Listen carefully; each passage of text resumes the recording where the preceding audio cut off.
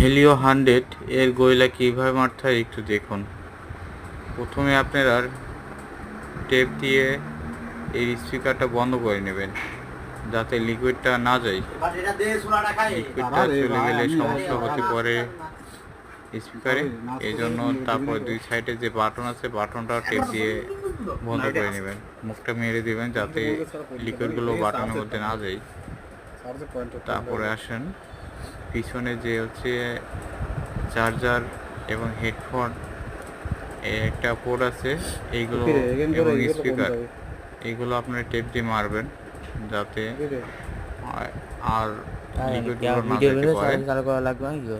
লিকুইডগুলো চলে গেলে সমস্যা হতে পারে, যার জন্য আপনারা এইভাবে প্রত্যেকটা বাটন টেপ দিয়ে মেরে নেবেন যাতে স্পিকারের লিকুইডগুলো না যায়। তারপরে এইভাবে লিকুইডগুলো দিবেন।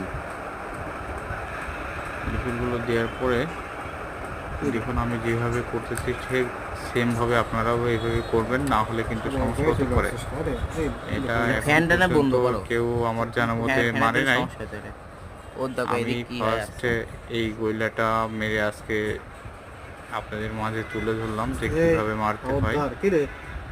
লিকুইডটা যাতে এক জায়গায় হয়ে থাকে সেই ব্যবস্থাটা আপনারা দেখে নেবেন, সেভাবে একটা লিকুইডটা দিবেন। আমারটা যেহেতু জায়গায় জায়গায় হয়ে আছে আমি সেটা ঠিক করে নেব, গয়লাটা বসানোর আগে এটা ঠিক করে নেব।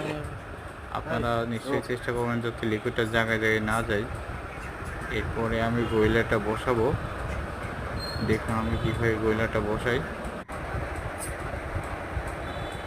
আমার গয়লা বসানো হয়ে গেছে, এবার দেখেন আমি লেজার দিয়ে কীভাবে আপনাদের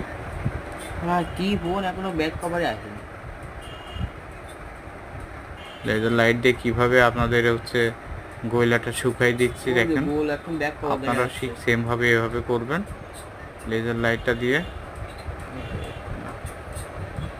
যাতে গয়লায় কোনো লিকুইড যেন ভেজা না থাকে, লিকুইড যেন শুকে যায়।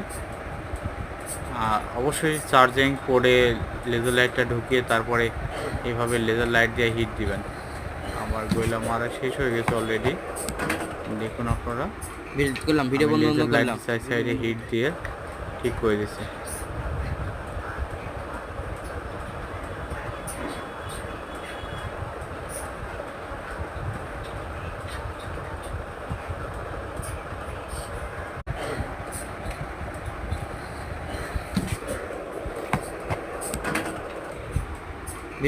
ভিডিও বন্ধ করলাম।